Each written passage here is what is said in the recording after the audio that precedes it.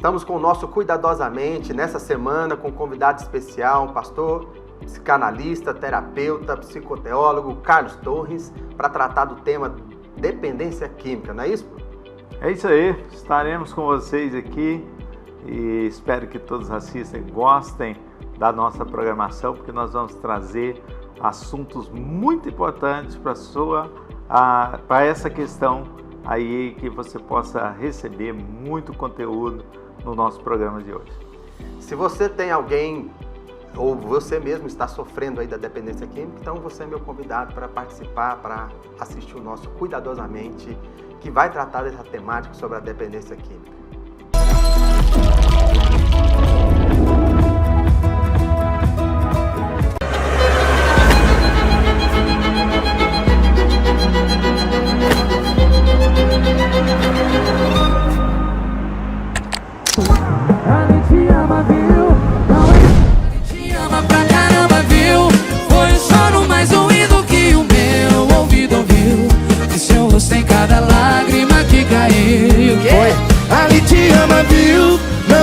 Ali te ama pra caramba, viu? Ali te quer pra vida e eu quero só seu arrepio. Igual a ele, só tem ele, igual a eu tem mil. Ali te ama, viu?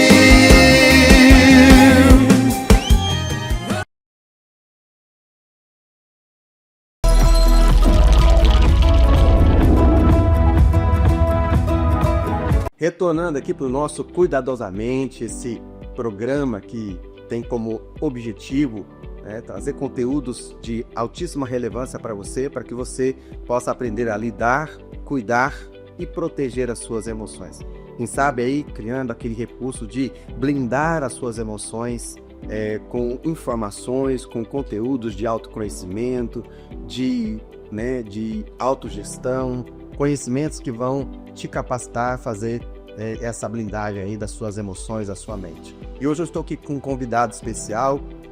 Meu convidado é o pastor Carlos. Ele é psicanalista, ele é psicoteólogo, ele tem várias formações. Inclusive eu quero passar já a bola aqui para ele, para que ele pudesse falar um pouquinho aí da sua qualificação, das suas formações, dos seus conhecimentos que ele adquiriu ao longo de toda a trajetória e sua história, para que depois em seguida eu possa fazer aqui a minha primeira pergunta para essa participação tão especial dele aqui conosco. Ok, obrigado, Ender. Meus amigos, sou Carlos Torres e venho aí de uma formação nessa área. Hoje, como especializado em dependência química e qualidade de vida. Então, busquei diversas formações para que eu pudesse atender da melhor forma possível, em especial dependentes químicos. Porque para mim isso é uma necessidade hoje da humanidade, se ver livre das diversas formas de dependência ao qual os seres humanos estão submetidos. Ok, hoje o nosso tema aqui é dependência química, toxicomanias, pessoas com esse problema, com esse transtorno, o que fazer? E aí a primeira pergunta que eu queria fazer aqui com o nosso convidado de hoje é: qual a terminologia mais indicada, mais adequada a respeito dessa questão das substâncias em si, o uso de drogas? E também esse termo, dependência química. Falasse um pouco para a gente sobre isso. Ok. Bom, o termo que eu mais uso é dependência química, porque é o que melhor se aplica. Quando você usa o termo usuário de drogas, isso fica muito pejorativo. Então você usa o termo dependência química, se tornando ali um termo mais leve, e para que esse indivíduo possa compreender o que se passa com ele ali a partir de uma dependência que ele tem, no reconhecimento dele dessa dependência, e ele possa aí alcançar êxito e resultado nos tratamentos que a gente vai propor para ele. Caso você já comece com termos pejorativos com essa pessoa, naturalmente ele vai se afastar e não vai se entregar a nenhuma forma de tratamento. Esse negócio de parece que nos últimos tempos, nos últimos dias, nós estamos parece que usando mais droga do que no passado. Como é que é esse negócio? Como é que é um pouquinho? Conta pra gente um pouquinho a trajetória, a história da droga dentro da experiência humana, Pastor Carlos. Naturalmente, o ser humano sempre buscou experiências extrasensoriais, experiências que algum tipo de droga possa dar a ele. Então, isso é algo que o ser humano sempre vai buscar.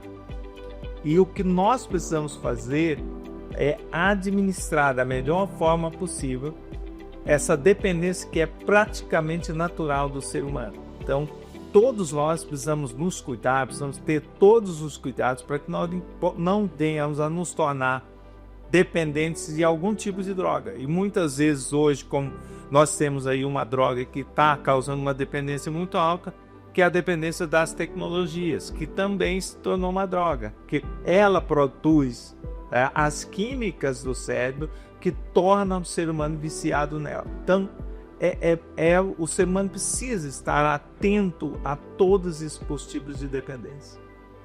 Então, droga não é só aquilo que nós costumamos chamar de drogas ilícitas ou drogas lícitas. Como é que é? Como é que o senhor trabalha com essa questão do conceito de drogas?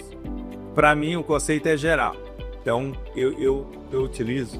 Você que está em casa e me ouvindo nesse momento, é muito importante você pensar nisso. Porque você pode estar se drogando de chocolate, você pode estar se drogando de Coca-Cola, você pode estar se drogando de tecnologias, de celular e outras tecnologias. Então, o nosso cérebro, ele pode ser condicionado a tipo de prazeres que muitas vezes não são propriamente drogas ilícitas. Então, é esse o cuidado que a gente tem que ter sempre. Por isso que eu uso também o termo qualidade de vida, porque se o indivíduo busca qualidade de vida, naturalmente ele vai dosar qualquer tipo de droga que ele tenha acesso. Pastor Carlos, né? Você, além de pastor, é psicanalista, é terapeuta, psicoteólogo. Na sua visão, né? Na sua experiência, por que as pessoas fazem uso do droga? Essa é uma pergunta até difícil de responder, porque, na verdade, é o seguinte: é natural do ser humano a busca pelo prazer, né? Nós, todos os seres humanos, vamos buscar prazer. Nós vamos querer prazer na nossa vida. E é fundamental que tenhamos prazer. O problema é quando você ultrapassa os limites. É por isso também que a gente usa o termo uso e abuso de drogas. Porque tem algumas drogas, como as drogas farmacêuticas, é necessária para a nossa saúde. Então, o problema é sempre o abuso. Então, é por isso que nós precisamos saber dosar, saber equilibrar na nossa vida o quando nós necessitamos de usar algum tipo de droga. E como saber que uma pessoa agora já ultrapassou o limite da questão do uso normal ou do uso tido aí como social e já está numa situação, por exemplo, de dependência? Quais que são os critérios que são utilizados, se é que os temos, né?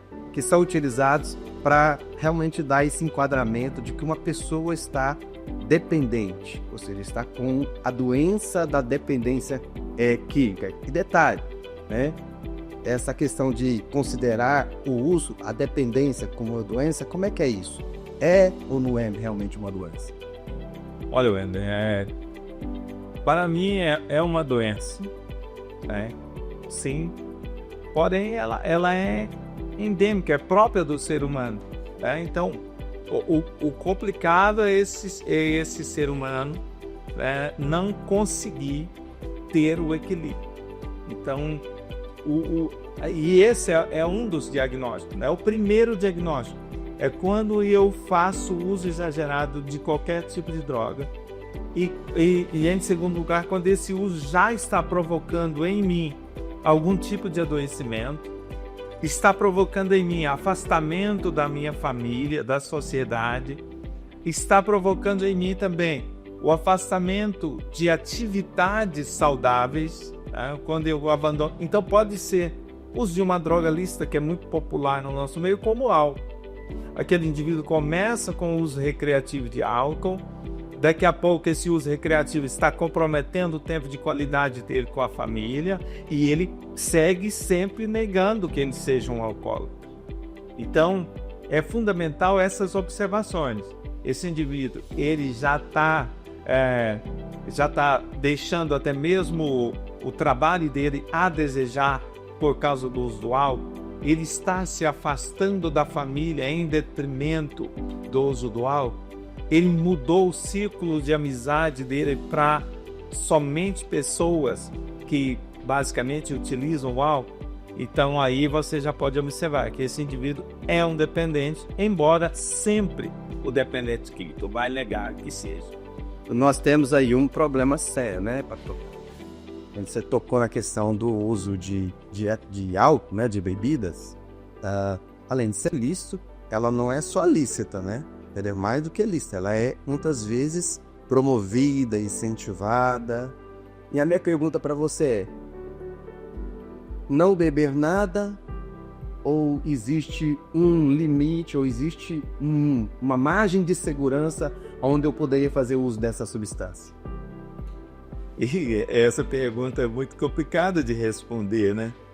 Porque, em geral, o dependente, ele vai negar que ele tem a dependência. Então você vai dizer, cara, você está bebendo demais. Ele vai dizer, não, porque está tudo sob controle, então não tenho problema com álcool, né? Então, assim, isso é muito sério. Precisa ser feita ali uma avaliação desse indivíduo. Se esse indivíduo realmente mantém um equilíbrio saudável, nem mesmo do ponto de vista bíblico, para ser sincero, existe assim uma proibição definitiva, né? Mas se esse indivíduo tem histórico, ou mesmo se ele percebe que ele está sempre tendo problemas relacionado ao uso do álcool, esse indivíduo precisa realmente partir para uma abstinência total. Não abstinência essa relativa aí, é só quando o indivíduo tem um controle mesmo assim absoluto. Já ultrapassei esse limite, já estou tendo prejuízos com a minha vida social. E aí, quais seriam as formas ou as medidas que eu poderia hoje ter, que estão disponíveis, né, vamos dizer assim, na sociedade, para a pessoa buscar tratamento? Olha, André, temos várias formas de tratamento, né? Tem os grupos de autoajuda, que eu acho que, principalmente para a questão do alcoolista, é fundamental que ele participe. Temos aí os CAPs, temos o tratamento terapêutico, né, que no caso é o que eu faço, atendimento terapêutico sem internação, e temos os processos das comunidades terapêuticas também, que promovem a internação desse indivíduo, afasta ele do convívio com a substância por volta de 9 meses, e depois esse indivíduo é novamente reintroduzido na sua comunidade. Porém, esse indivíduo ele precisa fazer mudanças de comportamento. Se ele não fizer isso, naturalmente ele vai voltando até voltar ao mesmo nível de uso que ele tinha antes. E é isso que acontece com muitas pessoas. É aquela história de uma droga leva a outra, né? Às vezes a gente acha, por exemplo, somente porque, como a gente falou aqui agora, né, a bebida é uma droga incentivada, uma droga liberada. Existe essa coisa de uma pessoa começar a fazer uso, por exemplo, de uma droga lícita e, por conta disso, entrar aí no mundo das drogas ilícitas, das drogas pesadas? Olha, principalmente, para mim, o álcool é a principal. Porque um indivíduo, né, eu já fiz uso de álcool, e eu sei o quanto você se torna irresponsável após usar álcool. Eu sei, né? Porque eu passei por isso. Então você baixa o seu nível de responsabilidade consideravelmente. E naturalmente algo que você rejeitaria sem estar alcoolizado, estando alcoolizado você aceita. Então, para mim, o álcool é a principal droga que leva o indivíduo ao uso de outras drogas. E sim, em geral, nenhum indivíduo começou utilizando, por exemplo, o crack ou o fentanil, que é uma droga hoje que está sendo utilizada nos Estados Unidos em larga escala, a ponto de ter aí já uma mobilização presidencial em torno disso. Está chegando também no Brasil. E o indivíduo não começa nessa droga mais pesada, que no caso aí é uma droga que mata, né, muito rapidamente, e em geral esse indivíduo não começa na droga pesada. Em geral ele começa tomando uma cervejinha com os amigos, né, e no final chega a esse ponto, na maioria dos casos. Para a gente caminhar aqui para o nosso final desse primeiro bloco, que a gente tem muita coisa ainda para poder conversar, dentre todas as formas hoje existentes e disponibilizadas de tratamento, na sua visão e também na sua experiência, na sua bagagem, no seu know-how, né, de muito tempo trabalhando com essa área da dependência química, você aqui, né, na nossa capital, no nosso estado aqui, já teve a oportunidade de estar à frente do Fórum Goiano de Política sobre Drogas. E aí eu queria te perguntar, qual dessas hoje estratégias você acha que tem mais eficácia? A prevenção é não fazer uso. Essa é que tem maior eficácia. Começar por aí, né? Porém, para o indivíduo que fez uso, eu acho que, eu vou dizer, tem várias formas de tratamento e cada indivíduo vai se adequar a uma forma de tratamento e pode ser diferente de um indivíduo para outro. Porém, eu diria para você, Wender, associar a fé a qualquer tratamento ao qual esse indivíduo seja submetido é fundamental, porque é a fé que vai manter ele após o tratamento. Porque durante o processo do tratamento, naturalmente esse indivíduo se afasta da droga.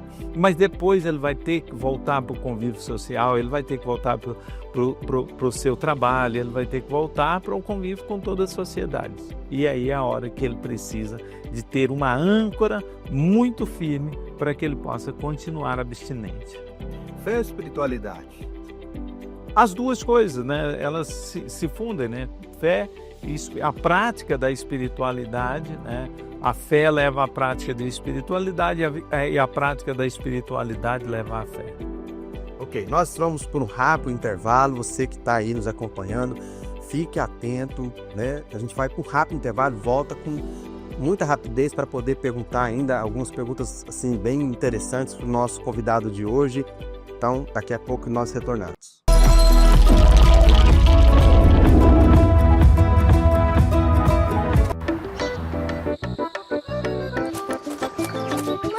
Chegando mais médicos! O Mais Médicos já transformou a vida de muita gente. Em 1 ano e meio de retomada, já são mais de 26 mil médicos e médicas que realizam consultas de rotina, acompanhamento, tratamento, ações para prevenção e muito mais. Para estar mais perto de você, da sua família e de todos. Onde tem vida, tem mais médicos. E onde tem mais médicos, tem governo federal.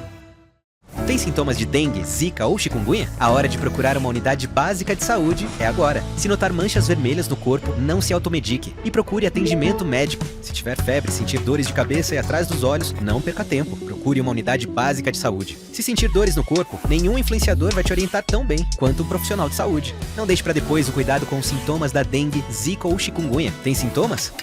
A hora de procurar uma unidade básica de saúde é agora. Ministério da Saúde, Brasil, União e Reconstrução.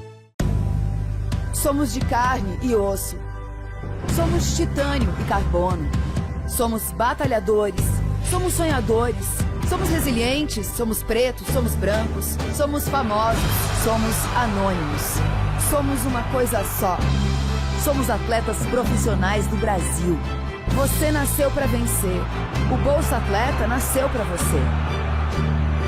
Quer representar o Brasil? Conte com o Bolsa Atleta para chegar lá.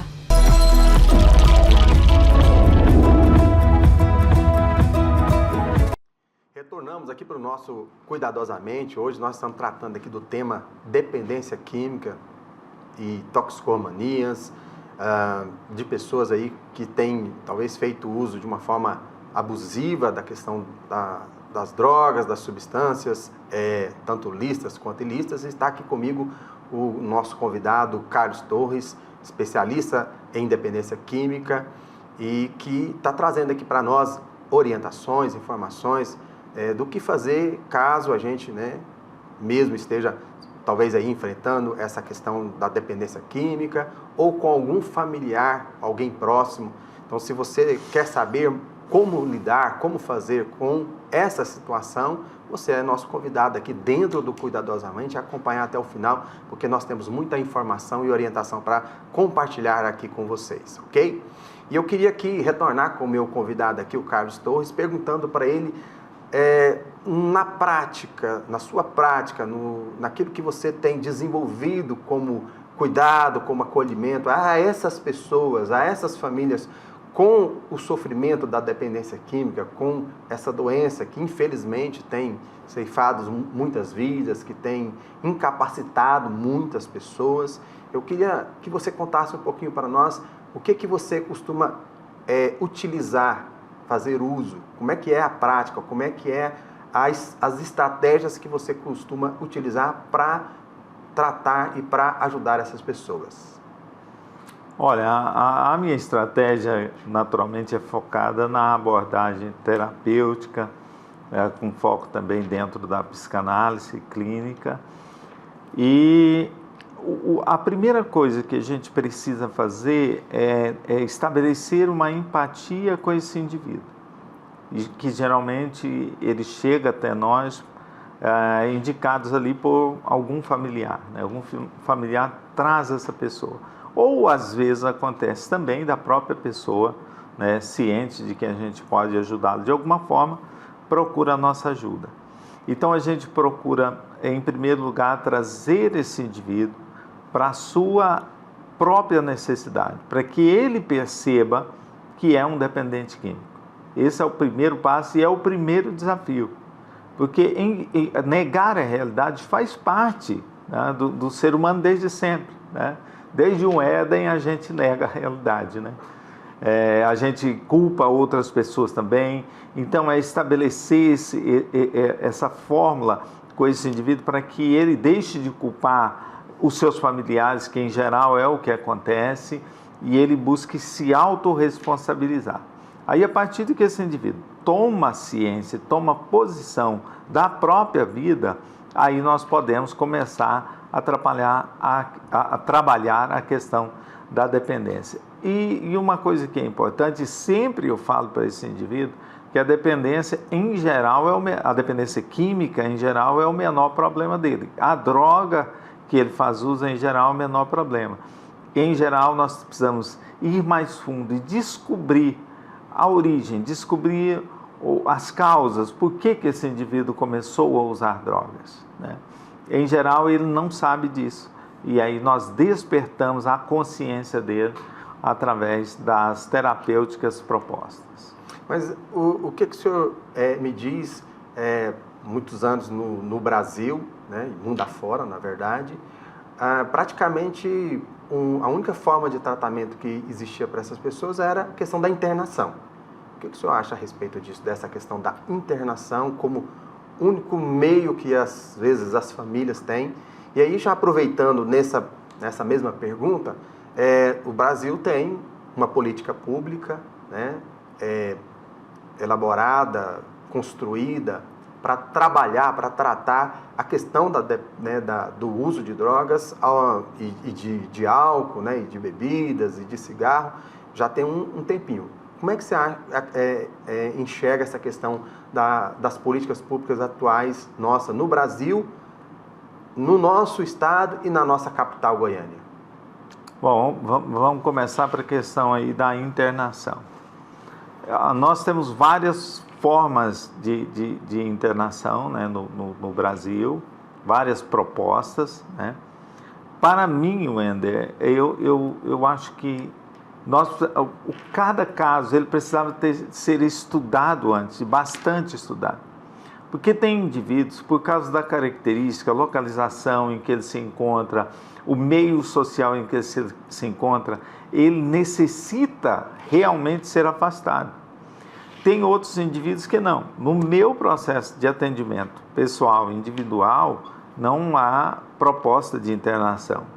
Então, eu faço atendimento desse indivíduo ambulatorialmente, sem nenhum tipo de afastamento dele do convívio da sociedade. Mas reconheço a importância das diversas formas de atendimento. Por quê? Porque o ser são fatores, é multifatorial a questão da dependência química. Então, nós temos que ter também múltiplas formas de atender esse indivíduo. Inclusive com a internação compulsória?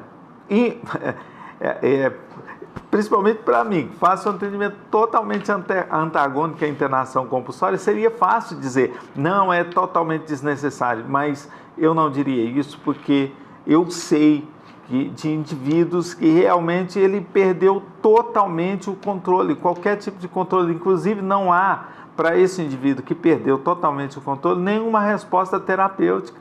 Você propõe qualquer tipo de tratamento para ele, ele não responde mais a nenhum tipo de tratamento. Então, e muitas vezes ele não aceita a internação voluntária. Então esse indivíduo ele tem que ser internado involuntariamente.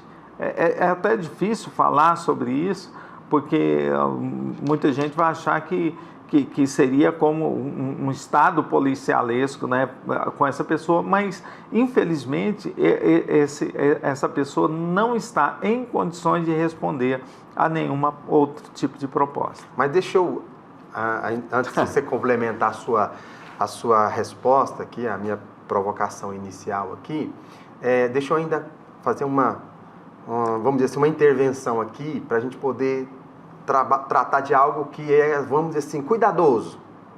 Né? Quem é especialista nessa área sabe que é a questão, por exemplo, do papel das comunidades terapêuticas. Hoje a gente tem não só as comunidades terapêuticas que são internações voluntárias, mas temos o papel das clínicas. E, infelizmente, parece que tem um problema aí de baixo resultado e envolvendo abusos, envolvendo violências, envolvendo maus cuidados, envolvendo tudo isso. Realmente. Com um histórico de pessoas que, né, a gente que é da área sabe disso, com um histórico de pessoas que tem 15, 20, 25 internações, parece que sai de uma, vai para outra, sai de uma, vai para outra. E no meio disso, inclusive, tem uma outra questão, que eu não sei nem se a gente vai conseguir tratar ela aqui, que é o sofrimento das famílias que ficam refém ou à mercê daquilo que, ouvindo familiares, muitas vezes, eles têm a impressão que fazem parte de uma máfia. Lamentavelmente, Wendy, tudo que você possa imaginar vai ter alguém querendo tirar algum tipo de proveito, em tudo. Então, essa é uma das dores mais pesadas que as famílias, com as quais as famílias do dependente químico precisa conviver. E aí ela encontra pessoas que fazem esse tipo de proposta, né? Se você pagar tanto por mês aqui, a gente vai resolver o problema do seu familiar. E essa pessoa é levada para um ambiente, né, forçadamente para um ambiente, onde ele muitas vezes não recebe realmente um tratamento adequado para a questão da dependência química, não é feito um trabalho adequado com esse indivíduo, e quando ele é devolvido para essa família, ele está na mesma condição em que ele saiu. Então passa ali meses, a família gasta muitas vezes o que não pode, e esse indivíduo começa a passar por esse ciclo de internações em internações sem resultado algum. E isso é péssimo para as famílias, e porque gera mais dor e mais sofrimento para esses familiares. Voltando ao nosso ponto sobre as políticas públicas, como é que você considera que nós estamos aqui no Brasil, no estado de Goiás e na cidade de Goiânia, aqui nessa capital, como é que nós estamos em relação às políticas públicas? Olha, dentro do que eu estou vendo agora, eu acabei me afastando um pouco desse tema, depois que acabou que as políticas públicas no estado de Goiás praticamente foram todas finalizadas, né? O governo atual não percebeu que essa poderia ser uma boa política pública para os cidadãos goianos e, infelizmente, encerramos todas as atividades, praticamente, né? O Fórum Goiano não existe mais, o Conselho Estadual de Políticas sobre Drogas não existe, o Conselho Municipal também, pelo menos que eu saiba, né? Eu acho que isso nós saberíamos se estivesse ativo, enfim. E no Brasil como um todo, as políticas públicas sobre drogas hoje se resumem ao trabalho dos CAPs, que não é suficiente para atender todas as demandas da sociedade, principalmente porque o CAPS não tem nenhuma proposta de afastar o indivíduo do convívio ali, do ambiente que o adoeceu. E para boa parte dos usuários, dos dependentes químicos, é necessário que ele seja afastado.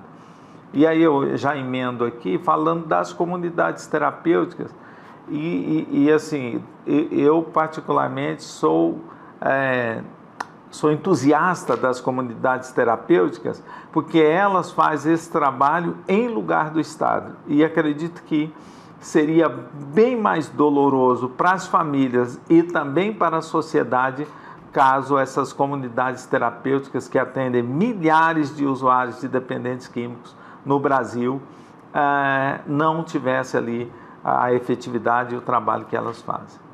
As comunidades terapêuticas hoje, inclusive por conta, né, dessa, inclusive, política pública que existe no Brasil, essa regulamentação, elas hoje têm recebido verbas públicas, né? Sim. Inclusive, para receber essa verba pública, elas precisam estar adequadas, elas precisam ofertar um serviço minimamente dentro da proposta, dentro do viés de comunidade terapêutica, seguir ali algumas normativas, né?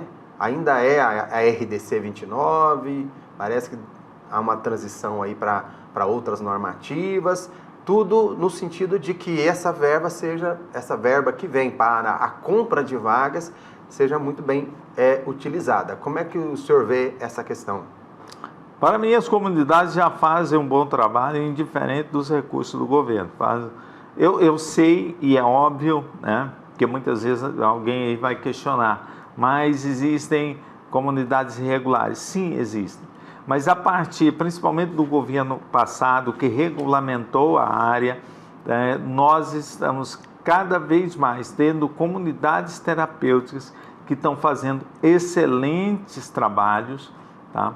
E são dignas de receber recursos do governo federal, estadual, enfim, dos governos, para que elas possam desenvolver esse trabalho, porque é uma contribuição fundamental. E volto a dizer para vocês, se não houvessem as comunidades terapêuticas, certamente esse problema ou essa problemática das drogas seria algo assim bem mais difícil para a nossa sociedade.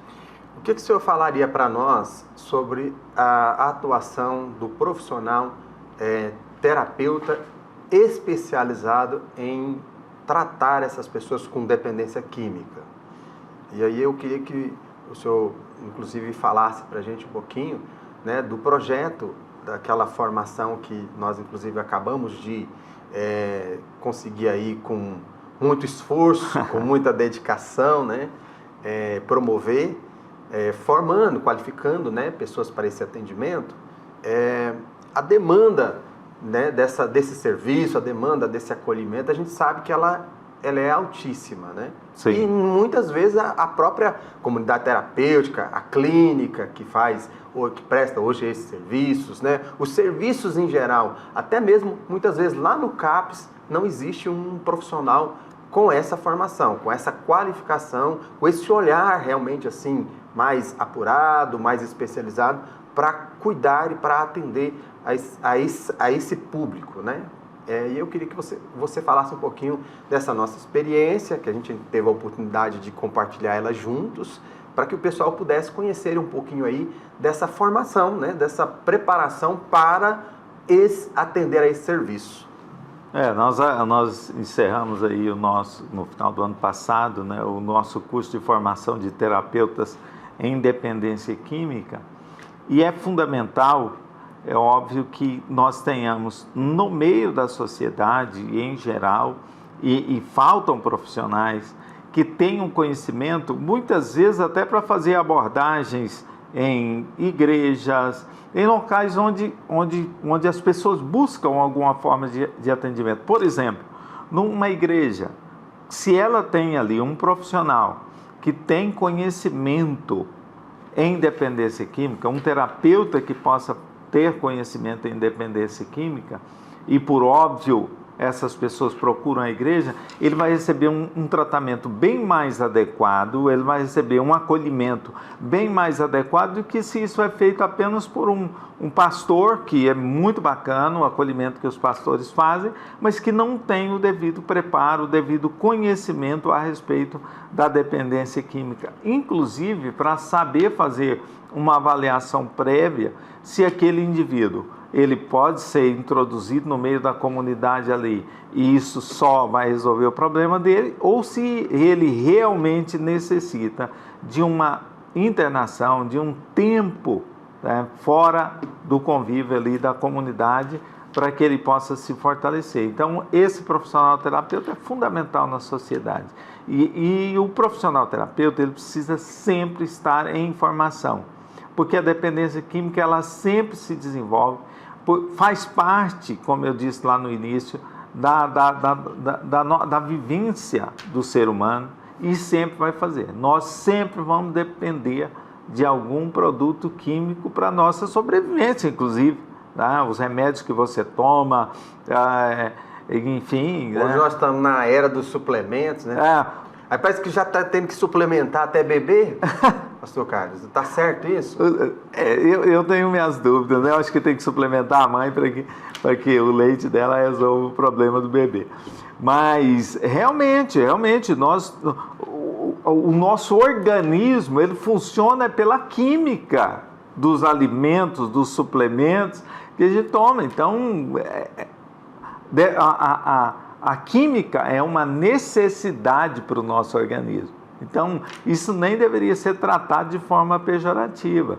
E é por isso até que nós temos que ter conhecimento. Porque senão você falar assim, eu nunca mais vou fazer uso de nenhuma droga. Pronto, você nunca mais vai tomar um medicamento para curar sua dor de cabeça ou para resolver o seu problema de saúde. Eu lembrei aqui do nosso saudoso Dr. Jamil Isse, que era um militante nessa área, dava cursos de qualificação, de formação para quem gostaria de trabalhar, principalmente com a prevenção, e ele usava, né, muito o termo, a gente entrava dentro do curso dele, aprendendo que existe a tal da substância psicoativa, que engloba muito mais, né, muito além da questão de substâncias lícitas ou ilícitas, né, Isso. Como você falou aqui no início, às vezes um chocolate, ele é uma substância psicoativa. Né? O açúcar é uma substância psicoativa,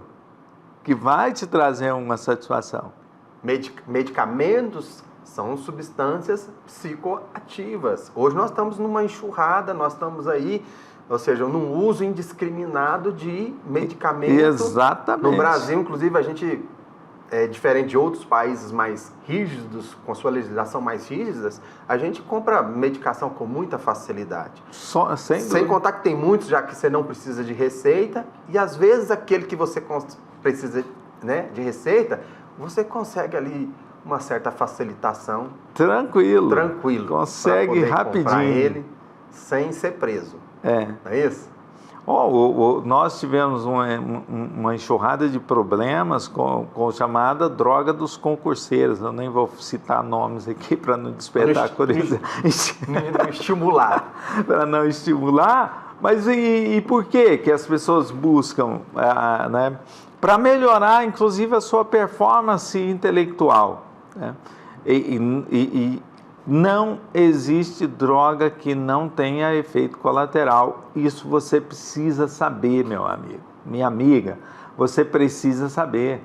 A droguinha para dor de cabeça, ela tem efeitos colaterais, sim. Se você ler a bula, está escrito lá os efeitos colaterais que ela tem, tá? Então, não existe droga sem efeito colateral e você precisa ter cuidado com isso. Esse bate-papo nosso aqui está agora ficando mais, vamos dizer assim, quente, né? Mais aquecido. Nós vamos para um breve intervalo e em seguida a gente volta aqui para nós trabalharmos o nosso quadro aqui dentro do nosso programa, Pastor Carlos. A gente tem um quadro que se chama Profissão Terapeuta. A gente vai para um rápido intervalo e a gente volta porque eu quero saber a sua trajetória, eu quero saber como é que você se tornou esse especialista.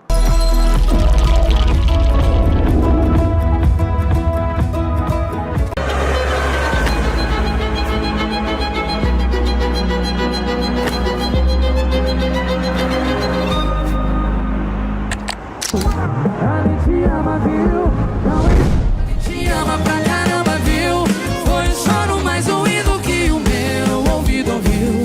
E chorou sem cada lágrima que caiu. Foi. Ali te ama, viu? Não é pouco, ali te ama pra caramba, viu? Ali te quer pra vida e eu quero só seu arrepio. Igual a ele, só tem ele, igual a eu tem mil. Ali te ama, viu?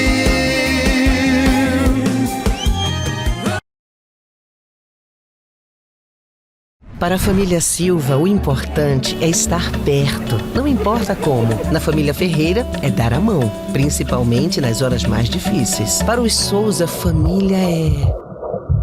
Para os Ribeiro, é casa cheia. Para os Oliveira, quem tá sempre junto. Para os Guaranis, é um povo inteiro. Mas todos têm uma coisa em comum. Porque família não é só quem compartilha o mesmo nome. É quem compartilha o mesmo cuidado. E para cuidar melhor das famílias brasileiras, o Ministério da Saúde está reconstruindo a saúde da família. São mais equipes e profissionais ampliando o acesso aos atendimentos, da prevenção ao tratamento, de bairro em bairro, de casa em casa, fazendo um Brasil bem cuidado. Procure uma unidade básica de saúde e saiba mais. Saúde da família. Onde tem família, agora tem mais cuidado. Ministério da Saúde. Brasil, União e Reconstrução. Governo Federal.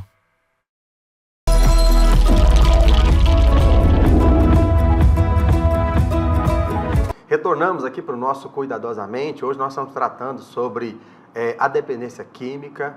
A gente já teve aqui a oportunidade de ouvir um especialista em dependência química, é o pastor, psicanalista, terapeuta Carlos Torres, e trabalhando com a gente aqui vários assuntos, né? Eu pude fazer aqui várias perguntas para ele, dentro, né, dos nossos blocos anteriores aí, onde você vai poder ter mais orientação, saber direitinho o que fazer caso você esteja enfrentando o problema da dependência química ou com algum familiar, alguém próximo, do qual você precise de alguma intervenção, fazer algo a respeito dessa pessoa, dessa situação de dependência química dessa pessoa. Então, esse conteúdo aqui eu tenho certeza que vai te ajudar a ter um norte, uma orientação do que fazer caso você esteja enfrentando essa situação. Eu estou aqui com o nosso convidado Carlos Torres. Eu queria que a nossa produção colocasse aí a vinhetinha do nosso quadro agora, Profissão Terapeuta, para a gente poder fazer algumas perguntas aqui sobre a trajetória do nosso convidado de hoje.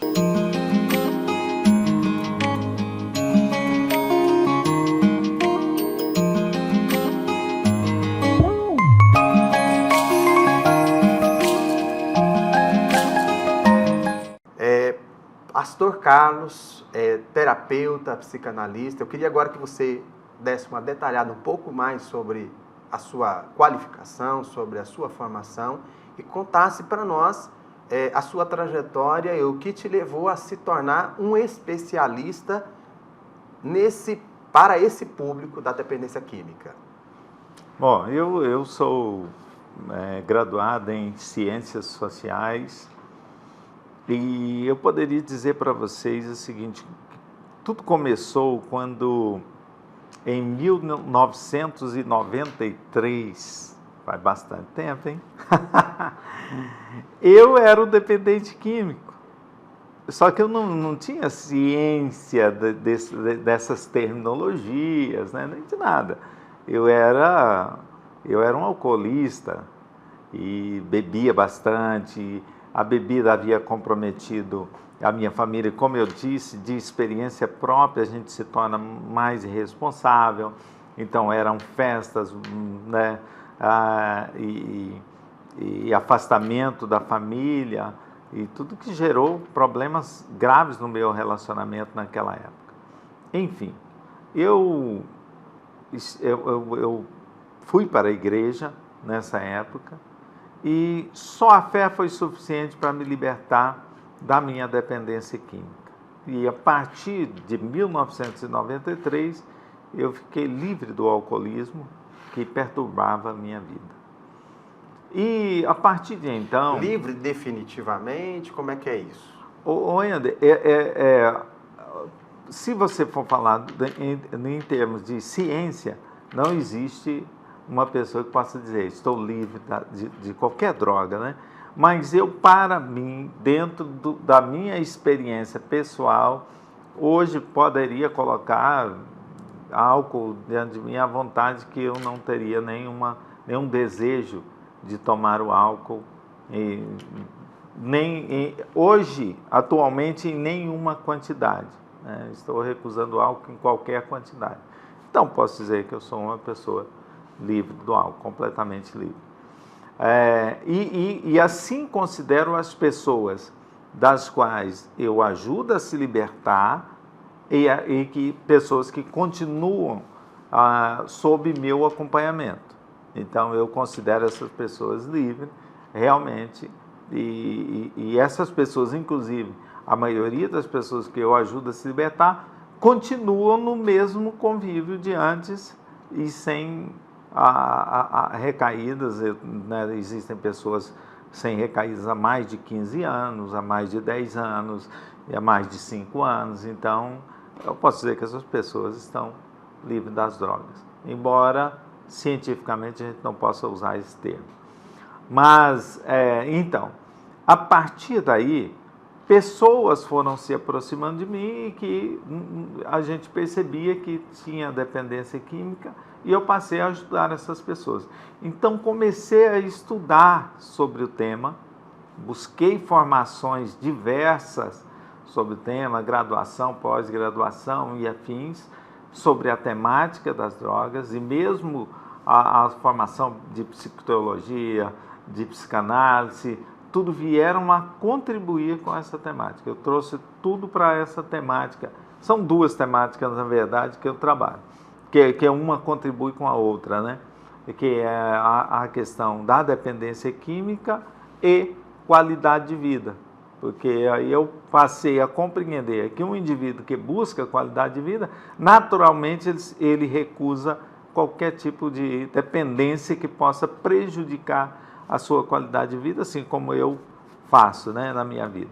Então, foi isso que eu busquei e dentro disso também vieram as atuações na área, como Fórum Goiano de Política sobre Drogas, Conselhos Municipais de Política sobre Drogas e afins, que me trouxeram mais know-how ainda nessa área. O que uma pessoa precisa fazer para se tornar um especialista hoje?